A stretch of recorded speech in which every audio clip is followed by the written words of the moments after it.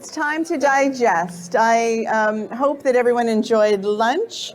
I am here today with someone who doesn't need a lot of introduction in the Canadian food space. My longtime professional friend, Dr. Sylvain Charlebois, who currently hangs out at the University of Dalhousie, where he runs the Food Analytics Lab. Did I get the title of your lab correct? Perfect, perfect. So he and I, if you're somebody who reads a lot of trade magazines and the daily paper, you'll see that very often journalists will talk to he and to me about trends and ask us both for our opinions. And sometimes we agree, sometimes we don't. Often Sylvain contextualizes things in a way that's valuable for me. I hope I sometimes do that for him. But we're not doing that today. You're used to us doing that. That's and this is a day about innovation, doing things in a fresh way. So instead, we're going to dig in to his day-to-day work and talk about how using research and problem solving can solve Canada's data deficit. So what is a data deficit? I am going to make that my first question for my esteemed colleague, Dr. Charlebois. Well, we know what a budgetary deficit is. We're in Ottawa. But when we talk about a data deficit, I do talk a lot about this because it's quite frustrating, and we have a lot of startups in the room. You only need to start a company to realize that we're flying in the dark in Canada. There's not a whole lot of data out there to tell you what's going on in the market. And that's why we started the lab at Dal, by the way. It's just we felt there was a huge gap, a huge void. Companies were calling us, what's the market for this? What's the market for that? What's going on around the world? Can we rely on Statistics Canada? Not always, FYI. And so we felt we needed to play a role here to help and support entrepreneurs out there as much as possible. I totally get what you're talking about, because one of the things we've learned about the value of the community we've built so far at CFIN, and we've only just begun, we've got about 4,100 members, and what we've learned is that we can really complement things like census data, other things that are captured in budgetary snapshots, that kind of thing, with real-time snapshots of what the industry thinks and feels. So we gather sentiment and that kind of thing, sometimes just by observing what people are talking about on Yodel, other times by actually asking them, some specific questions. Yep. You go a little deeper, and your team is obviously, we're a team mostly of communicators. You're a team of scientists. So can you tell us what specifically the Agri-Food Analytics Lab does and how you do it? I think that would be really interesting. Yeah, so first of all, we have great partners. We have Angus Reid, Léger, actually Better Cart. You know Better Cart. Yes, they were a FoodTech Next winning business. You might have seen their video during the lunch break. Yeah, exactly. And we also have Cattle working with us, and they collect a lot of data for us in terms of consumer insight, understanding what's going on.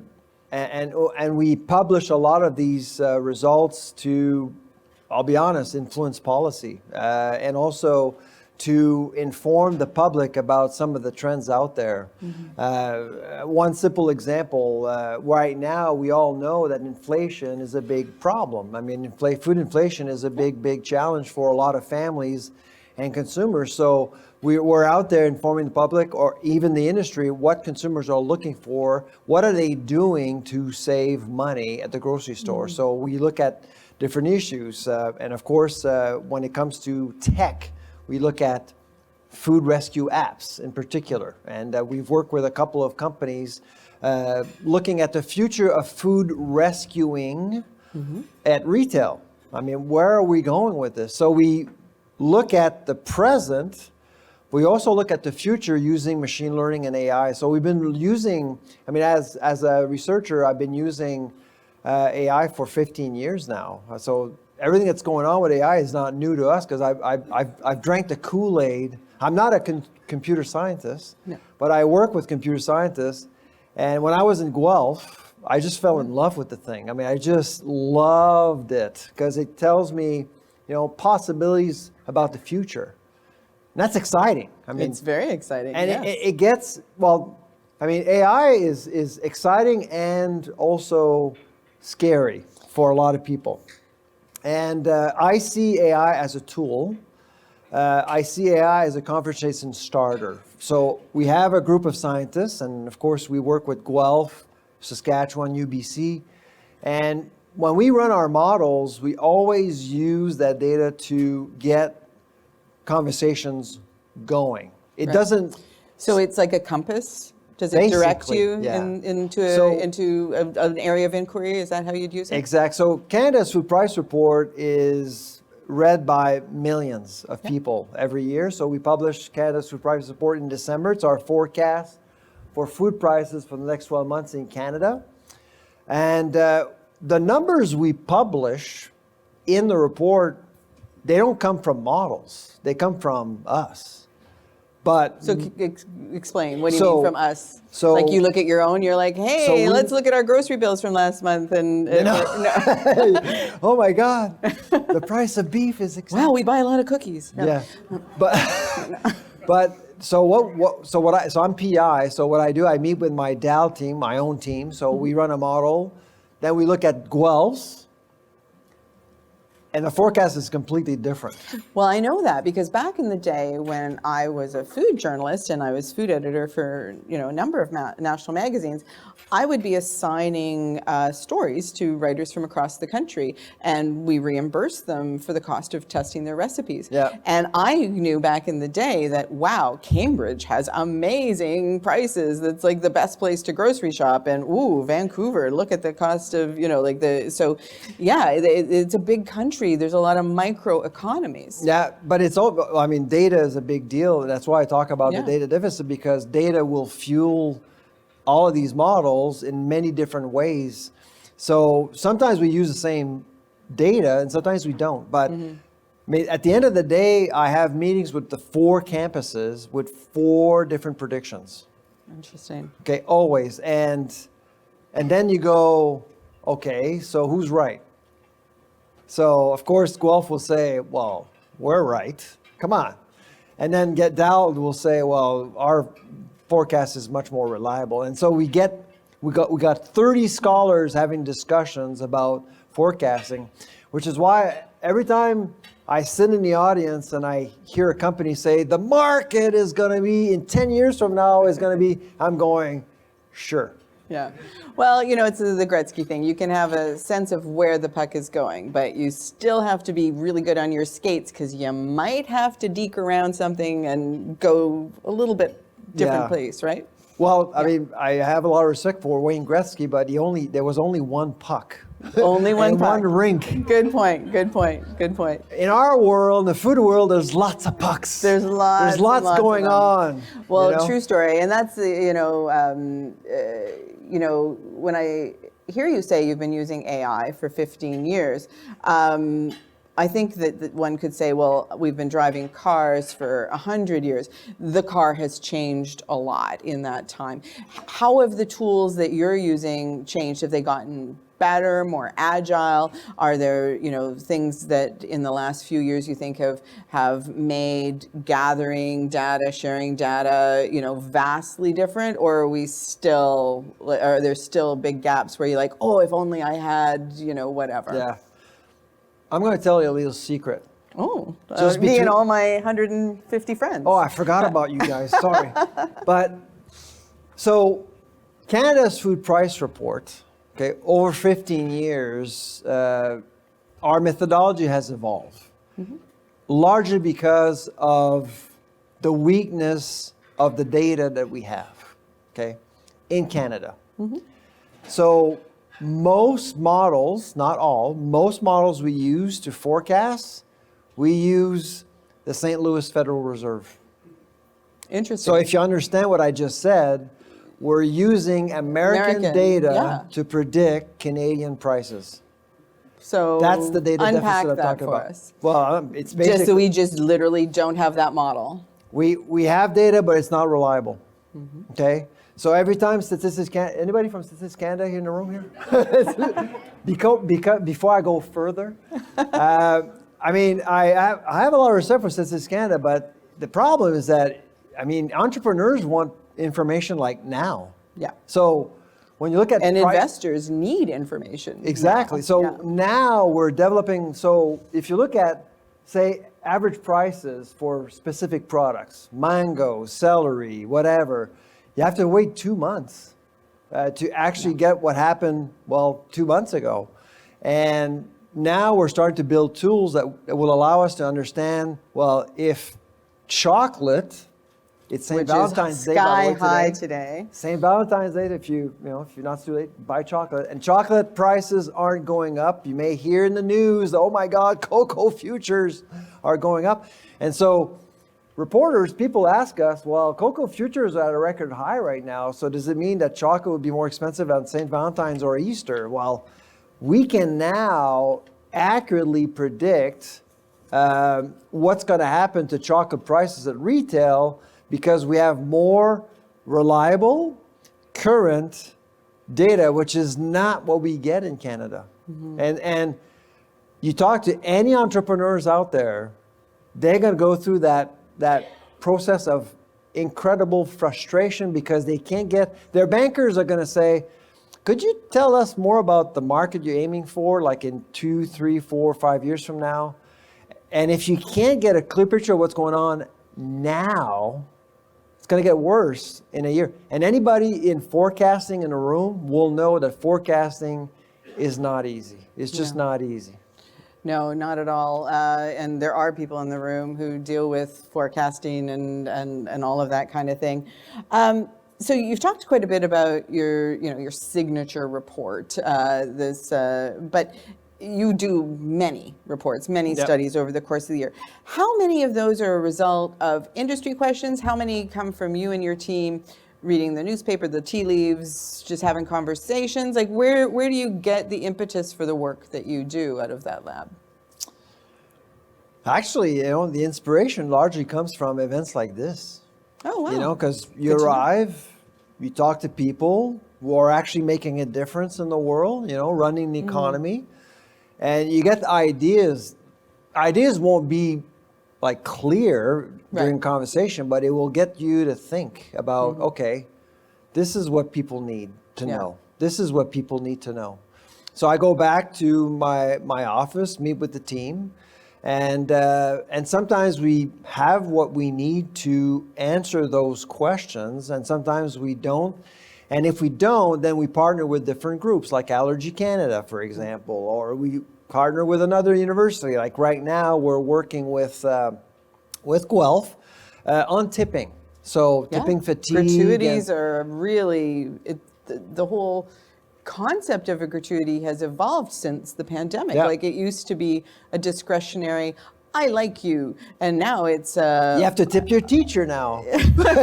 Almost feels that way. I know. So Bruce McAdams, my good friend, so we're working. A former restaurateur. That's right. Yeah, tons of respect for Bruce. So we're going to be unpacking what actually happens with tipping, with tips, and where do we go from there. And of course, we want to inform the industry with the results, but we also want to inform policymakers as well, because I think it's messy. Tipping got messy now. It's very messy, and I think that there's misgivings and bad feelings on people accepting tips and the people who aren't accepting tips and the people who are giving tips. So that's a really interesting. It's a lot of work now not to tip. It's a lot of work. It's true. And of course, it creates a very unfortunate dynamic in business, because you're making customers feel a little uncomfortable for half a second. Yeah. And so I think there's something that needs to be done. And perhaps there'll be an opportunity for an entrepreneur to look at that particular issue. Someone somewhere is going to read our report and say, hey, there's something. We can work on something. We can work on a new technology there that could actually make things more comfortable for everyone. It's interesting. So would groups like, say, Restaurants Canada, who Yep. were here earlier today, or, you mentioned Allergies Canada. Are those typically the kinds of groups that come to you and say, we wish we knew? Or is it big anchor firms like with more than 500 employees that have the resources? Who knocks on your door? A lot of people. The problem is that we can't answer to all. No. Everyone, if you're in the food industry, there are many challenges right now. I'm sure labor. I think a lot of the things were mentioned already this morning, yesterday during Ag Day. Labor, currency, trade disputes, geopolitics. We have to think about climate change. Those are all things that are impacting businesses, and many businesses are saying, well, what's in it for us? How should we position this? Well, and how do you make good decisions? And some groups are coming forward with some opportunities, but some groups are coming to us and are very desperate to get anything. And sometimes actually it's about getting data to lobby. Let's face it, they want a legitimate, credible study they can use to understand what's going on. So they're looking for a trust certificate Exactly. from you, right? Oh, this is from an accredited Canadian university. That's therefore right. It's truthful. And of course, when we sit down, it becomes quite clear that they're looking for a specific answer. Yes. You know this, Dana. And I say, that's not our business. We're a university here. We're here to understand. So whatever comes out of the study, you may not like. No, and that's the thing too. It's when you ask questions, you have to be prepared to get answers. So you might not. One project we're working on right now is on the carbon tax. Okay. Lots have been said about the carbon tax. And this is not the day to say more. That's right. Our job is to understand what actually is going on. So we're in the middle of that right now. Well, that is interesting work, but we don't have sadly the scope today for that. Yeah. So how free and open should data be? Because we know Nestor Gomez, our CTO, sitting right here in the front row, has taught me so much. He and his team. I'm always like, well, it's great. We've got all this data, tell me this, tell me that. And they're like, well, we've got to clean the data. We have to sort the data. We have to, verify the data. And what I thought of as a vending machine that I had access to as the CEO whenever I wanted it, turns out it's more like a factory. It's, there's data is like my pantry ingredients, and the report I want is is the meal at the end, right? Like taking that carrot and turning it into carrot cake. So it seems like if we just give everybody access to all the data, we're not going to necessarily have good reports and all that kind of stuff. So how do all the food tech companies and the VCs and the technology adopters, how do we all work efficiently, have access to what we need, but make sure that we're actually getting good quality all along the whole pathway? Mm-hmm. No, it's a great question. Now, when I say there's not a whole lot of data out there, I should actually rephrase. I should say there's not a whole lot of data we have access to. Because there's some great outfits out there that do provide some great data. Nick is one of them. Nelson IQ. That's we work with Nelson IQ. We're familiar with their data, and if you've actually seen any of their reports, they're absolutely outstanding. Their webinars are fantastic. Yeah. I try to attend them whenever I can. But when you're starting a company, you can't afford these reports. You just can't. No. And so what we've tried to do over the years is to do exactly what you just said, is to democratize data access, essentially, by creating this lab. And we're working with other partners. And all our studies are actually on our website for free in English and French. They are. And that's why we continue to produce as much as possible. And like I said, I come to these events to get inspired, to say, okay, this is what we need to know right now. Like we saw some great presentations this morning from Maya as well.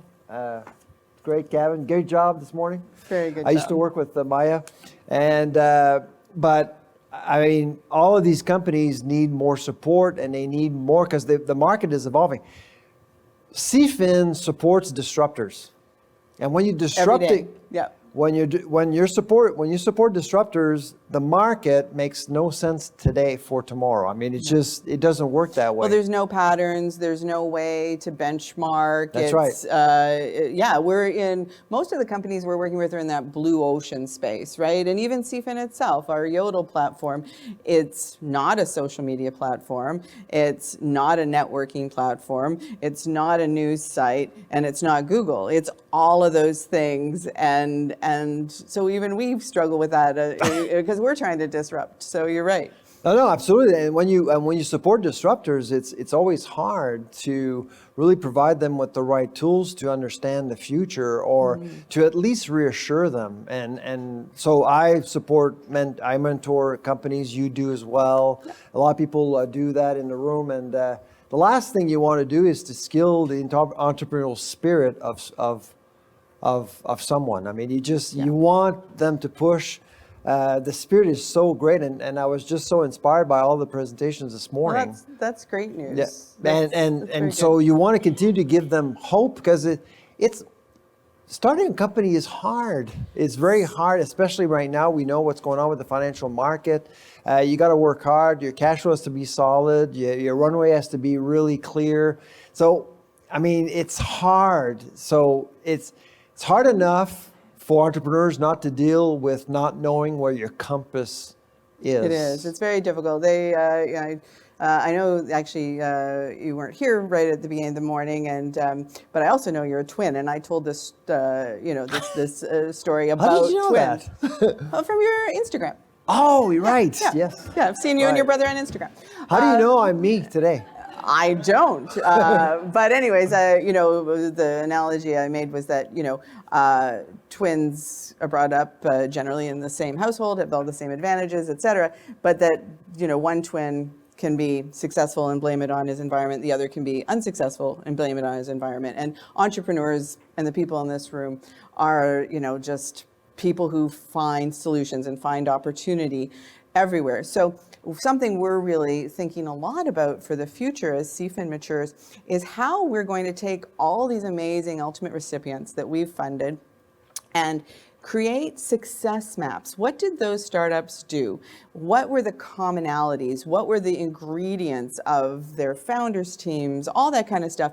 How did they move into commercialization? And I know you've worked with a lot of companies that have gone through that process and have become very successful through your relationship with Creative Destruction Labs.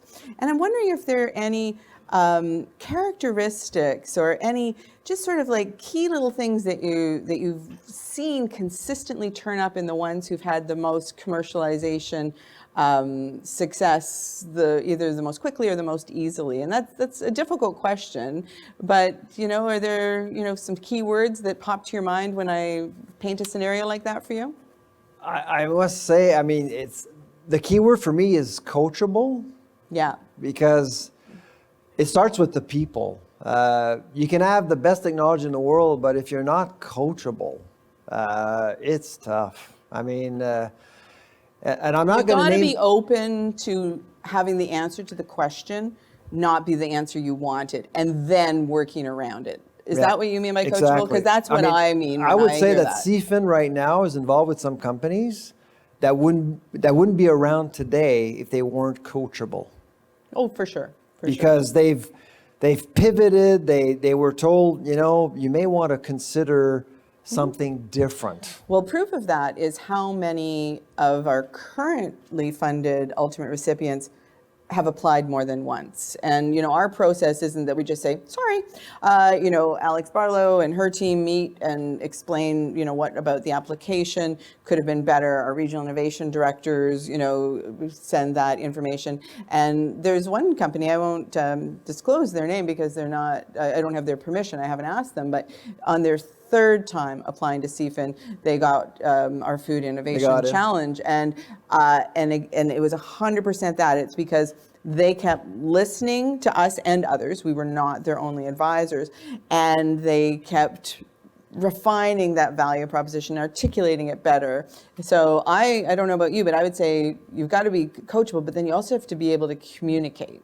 Oh, absolutely, without a Yeah. doubt. And some people, some entrepreneurs just can't do it, but they learn how to do it because they understand that they have to make a pitch deck, they have to do the elevator pitch and all that stuff, and you have to be a good communicator in writing and also in front of people. And again, this morning, I saw some people who are, they've worked at it. It wasn't their first rodeo. So you can tell that they actually take communications very seriously. It was a pleasure to listen. It was like hearing Taylor Swift. I know. And I don't know about you, but I really want to meet Jean-Guy.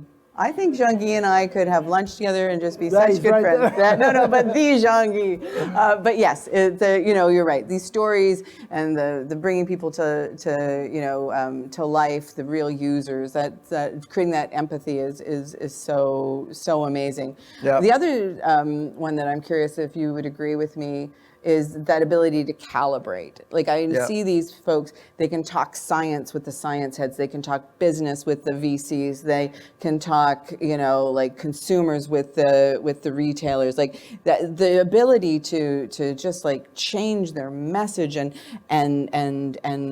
get on the same page with people. That's one that I see a lot in the most successful companies that I've worked with. I agree. Last year I was mentoring a company out of Hong Kong, and the CEO was very science driven. It was all about the science. Yeah. And it's hard to get someone to say, the science won't sell itself. You gotta change your messaging. You gotta change the way you approach things. And he did. And he's doing very well. Wonderful. Yeah, and right now I'm mentoring a company out of Boston, and I'm actually going to Boston in a month to I'm visit. going to Boston next week. Oh, really? Yeah, I'll warm up the town for you. Excellent. Yeah, I'm on it. But they're really there. Yeah. Great company, great CEO, knows the stuff, but they're going to have to make that leap, and sometimes it means hiring a CEO. I mean, it's really about that. Well, and I think our friends from Natural Products Canada have been here most of the day, and that's what whereas we invest in projects, they invest in building the companies, and so we partner a lot. You would have seen Natural Products Canada's logo turn up on many of the decks today, that's. You know what? Just because you're the founder doesn't mean you're the forever CEO. Sometimes you've got to move into chief technology or chief science officer role. And it's not always about egos. Like people think, it's just ego. It's skill set. That's exactly. Don't you think? Yeah. They just think it's implicit. It's easy. At some point, where they're going to figure it out. Yeah. But sometimes they just can't. Unfortunately. Yeah. No. And you should. Why would we want to take brilliant inventors and scientists who are creating, IP products out of that and put them into something, like I've been a leader for a long time, and a lesson I learned really early on is like you can ruin a team member by putting them into a role they're not suited for. Like if you're the drummer, be the drummer. If you're the guitarist, be the guitarist. It just kind of makes sense. It's got to be clear, absolutely. The one thing that concerns me in Canada, I would say, it's this, and I think that that your first speaker this morning addressed it. It's our ecosystem. I mean, it's a work in progress. Let's be honest here. It always will be. It's never going to be there, right? But we can make a lot of progress. Exactly. Yeah. But I think it's important to have these events like today, get together, share ideas. And not feel alone. Entrepreneurship is an alone thing. Yeah. Oh yeah. It's true. It's true. It's nice to be in a room where it's not a scheduled Zoom call where you have an agenda where just things come up and surprise you. That's also a nice element. Yep. So I've got one more thing to explore with you before we let some folks in the audience ask you a couple of questions. So we just launched this career hub on Yodel. It's very early days, but the reason we're doing that is not because there aren't lots of job boards, but because it seems like, you know, the people that we showcased earlier today, those disruptors, those solution providers, they're having trouble hiring people to I'm help them having build. problems hiring people. Right? And then the technology adopters who buy stuff from these folks, they have trouble running it, analyzing the data, maintaining the equipment, maintaining the data, all that stuff. So I know that, because I used to work at a university, it's where we first intersected in real life, that there's amazing talent in universities emerging. How are we, and there's amazing research capacity at universities. Some labs are well known like yours, some no one's heard of unless they are like in this very niche group. So how can we bridge more gaps with research institutions to better industry and to get some of those, you know, those brilliant high quality personnel emerging from universities aware that food is for them, and help industry to find you and others so that they're getting Canadian-made solutions right here, you know, in their home markets. How much time do you have? It's kind of your life's work, isn't But it? it is such an important, I mean, I was talking over lunch with some folks, and I actually do think that universities don't contribute their fair share in the innovation space at all. There's so much, as you said, there's so much talent on campuses, but we don't take advantage of that. Mm-hmm. I mean, we have 17 people working in our lab. 17. That's a nice big crew. Nice. That's the same size as my team. Is it? Yeah, we're 17 as well. Oh, well, there you go. So you know my world. Freaky. But here's my world, though. So I have someone from University of Manitoba, University of British Columbia, Western, Concordia, McGill, Laval, and Good the others are diversity. from Dal. Yeah. Why? Because I couldn't find anybody at Dal. Yeah. And it's a huge issue. I mean, with students, they come in and, of course, they want a master's and a PhD or they're doing a postdoc, but it's all about academia. Well, let me be brutally honest with you. Academia won't hire for a while.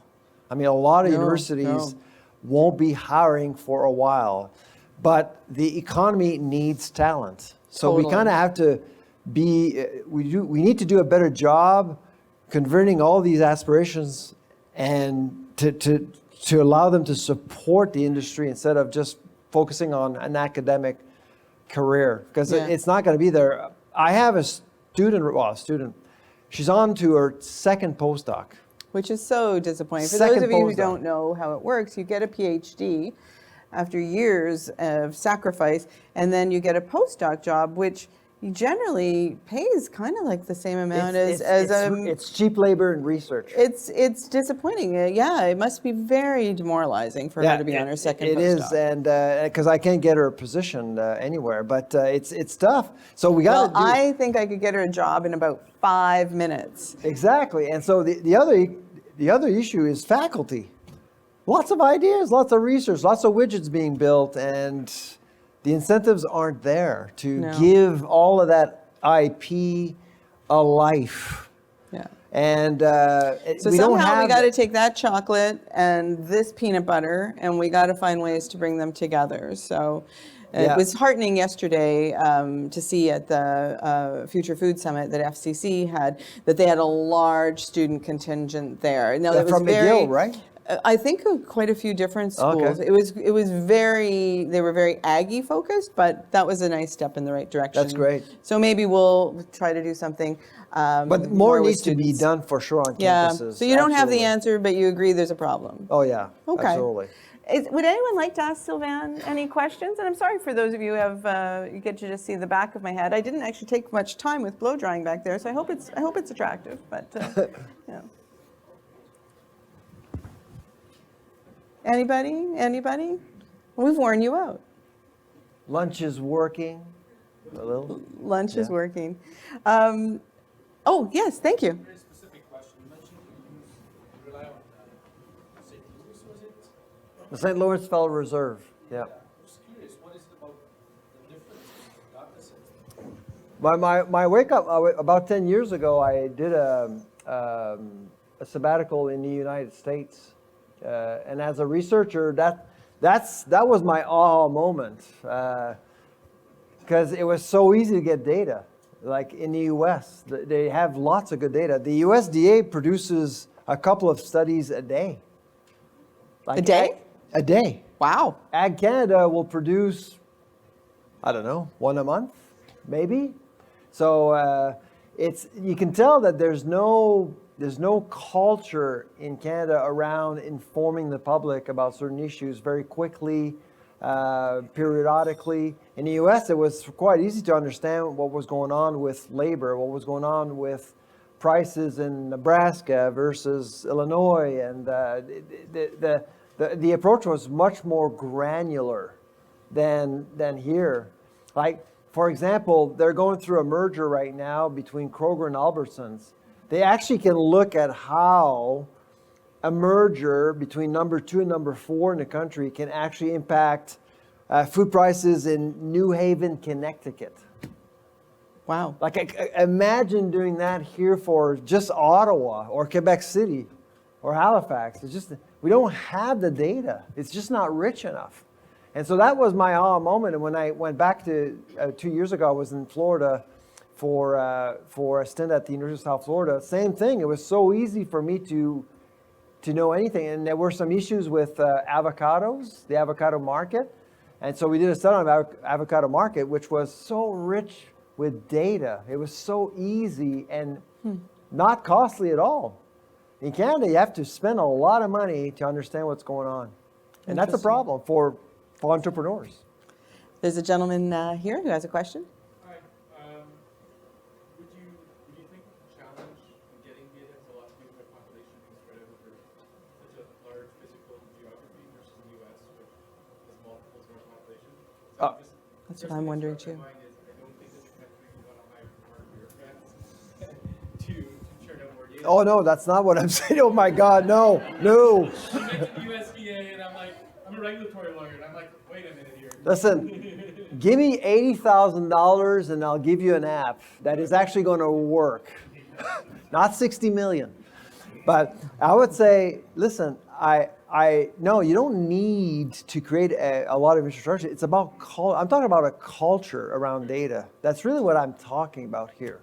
And so, like I said, I mean, there's lots of great research being published in Canada. We've published 8, 9 peer-reviewed articles since January as a lab. Nobody's going to read that stuff. Like, nobody is going to read peer-reviewed journal articles. But I can tell there's lots of good data in those articles, but nobody cares. What people care about is to get that information out there at events, with media and things like that. That's how you get people to think differently about data and information. You're so right, because I think back to when I, my brand position was Canada's food trend expert, and I was just going up and telling people all the things I read, saw, tasted. Like, it was all public information. Like, it's not like it wasn't like I was giving them anything that if they had spent the same amount of time finding it, that they couldn't have already had. I just was packaging and curating information for Canadians. Yeah, and the other thing that we also need to be careful to support our disruptors is that when you're disrupting, you are disrupting. And in the ag space, you probably understand what I mean. And so you want the proper information to say, listen, this is about coexistence. This is about the future. There's opportunities for everyone. And